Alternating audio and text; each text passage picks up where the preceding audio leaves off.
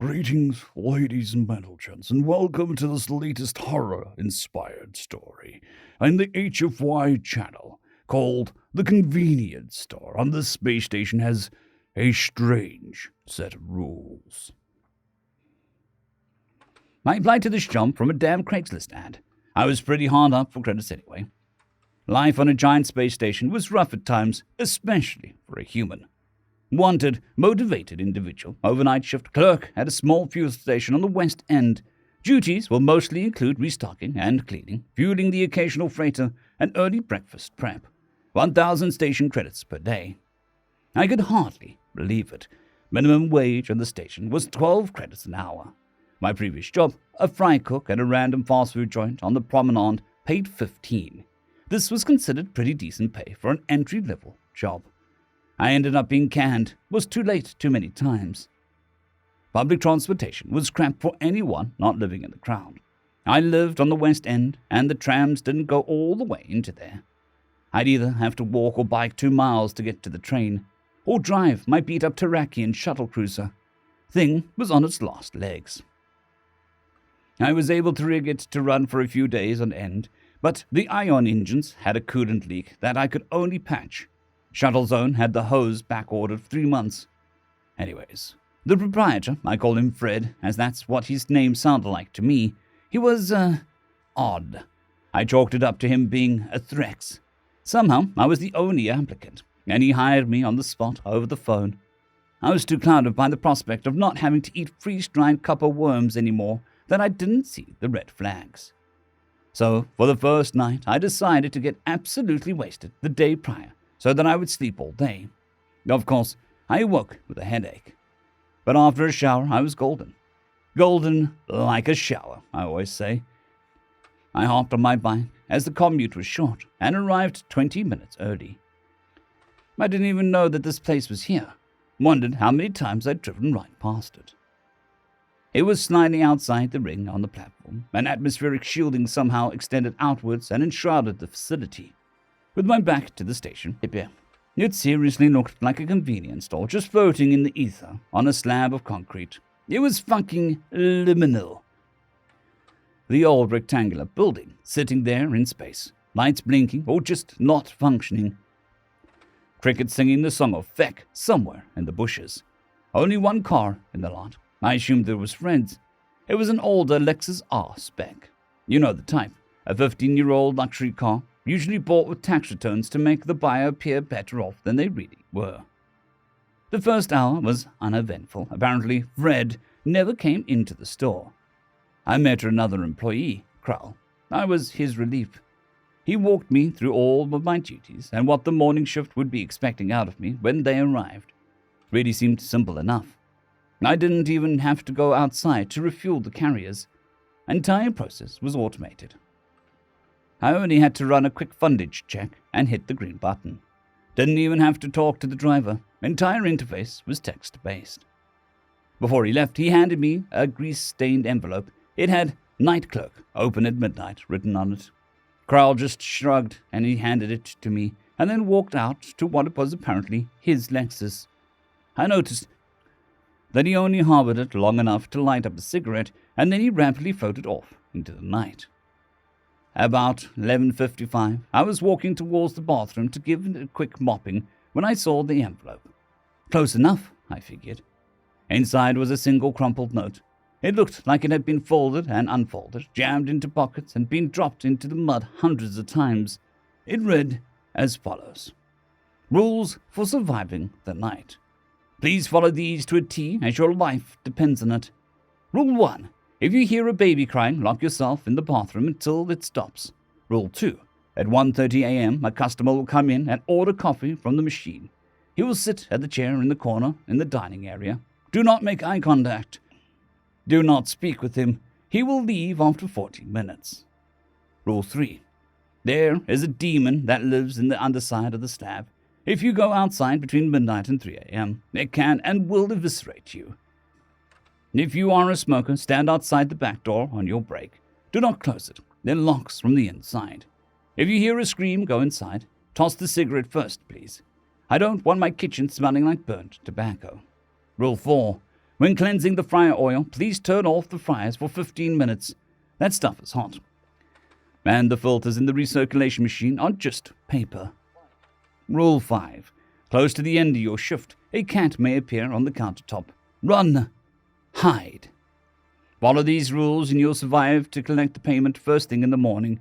If you bitch out at any time, you will still be compensated half. Please lock the door before you leave. I thought they were a bit strange. Maybe they were trolling the new guy. Maybe a bunch of weird alien shit happens at weird alien quirky mart at the edge of the weird alien space station.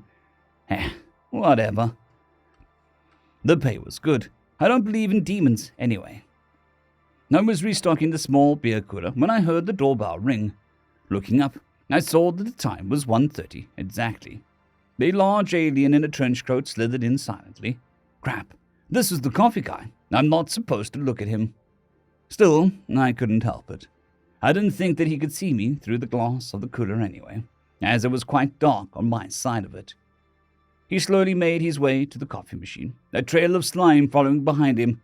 Feck, I'm going to have to mop that up, I thought. He flashed the credit chip on his wristband. The cup dropped, filled, and with the slimy tentacle, he grabbed the cup shakily. Of course, once he sat down, I completely forgot about him. After I was done with the cooler, I decided it was break time. I grabbed an energy drink and my pack of cheap smokes and headed for the front door. I glanced over and made eye contact with the coffee slug.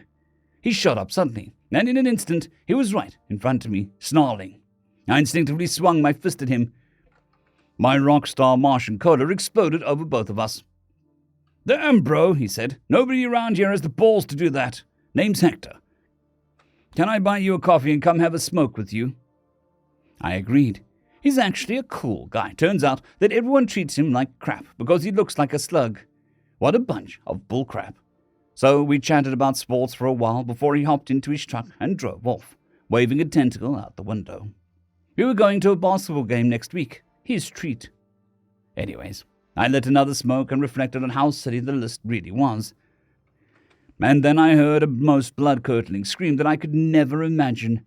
I turned towards the doorway, and standing in front of it was a fucking demon. And by demon, I mean demon. Red guy, horns, tail with spiky bullshit at the end. You know, demon. It just stood there, smiling at me. So, of course, I smiled back. The first guy seemed to respect the lack of fear. Maybe Satan Jr. would too. Nope, it came straight at me. Its right arm extended with a large claw out, like he was planning on slashing me in half. I splashed the rest of my coffee in its face and blocked his arm. Then I elbowed him in the face. "Arsehole!" it screamed, blood spitting from its nose. Then it said, "I'll thank you up for that, whatever the hell you are." And then it attempted to shove me. But I grabbed both of his arms and head-butted him right in his already broken nose. I have no idea what planet these alleged demons came from, but Christ, they were weak. I'm not even that badass. I sleep with a waifu pillow, for feck's sakes. "I'm a human, and I don't believe in demons," I responded.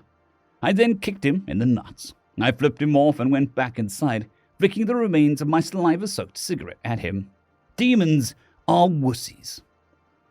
I completely spaced the fryers. I was too concerned with getting all the breakfast burritos made well before the deadline. I even wrapped them in different colors of foil to denote ham, bacon, or worm. And then I heard a crying baby. After everything else I saw tonight, no way I was locking myself in a truck stop crapper for an intermediate period of time. Feck that noise. I grabbed a meat cleaver and walked around looking for it. I kicked a demon's ass tonight. I'll totally behead a ghost baby. It wasn't a baby. In the kitchen mop closet, I found it. A tall, skinny shadow person. It was wearing a suit and had 4 arms. The lower set was significantly longer. After it started laughing, I did change my mind and ran for the bathroom. I did not make it far. It grabbed me from behind and lifted me up. Felt like 2 feet from the ground. It wrapped one arm around my neck, choking me. Panicking, I pulled my lighter from my pocket and lit it under its elbow. It screamed and dropped me. I turned and looked at it again. Its head was nothing but a gaping maw lined with clear plastic teeth. They were slowly orbiting the perimeter. The center of its mouth, a hole, had a depth of 1,000 singularities. Its breath was hot, and wet and stunk like nothing I have ever smelled. Smelled like something died. Came back to life. Rolled around in dark butter and smegma sandwich, and then died again. I remembered the cleaver in my hand and swung it at its knee, severing its leg in a splash of green ichor. I then rolled behind it as it screamed an ungodly scream, spraying radioactive blood everywhere, and I buried my weapon into this thing's back. Lucky for me, it had some sort of central nervous system, as everything below it seemingly went limp. I then grabbed it by the back of its stupid tie and plunged its head into the deep fryer until it stopped squirming. Looking at the clock, I was happy that I would have time to cool it down and clean the oil before the end of my shift.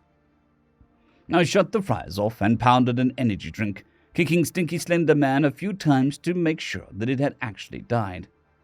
While I waited for the cooldown, I decided to drag the body to the dumpster. I needed another smoke, and I was sure I wouldn't see the demon again. I had a cleaver, just in case. The rest of my shift went normally. Never did see that cat thing.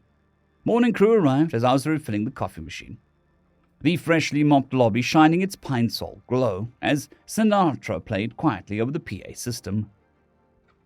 But Bob was the morning manager and seemed a bit scared of me, but he handed me the credit chip anyway, always remaining almost arm's length away from me. "Same time tonight, then?" I asked. He looked at me like I had 3 heads on my head and nodded. I still work there. I'm now general manager, and it's the best job I've ever had. Fred absolutely loves me.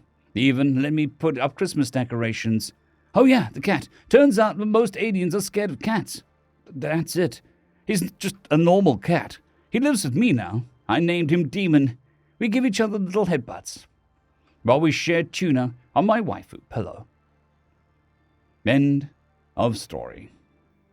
I would just like to thank the T5 supporters: Bushmaster 117, Casper Arnholtz, Draxzoon WRE, Elijah Silvercross, Gray, John Carrington, and Severin Cerberus. Thank you very much.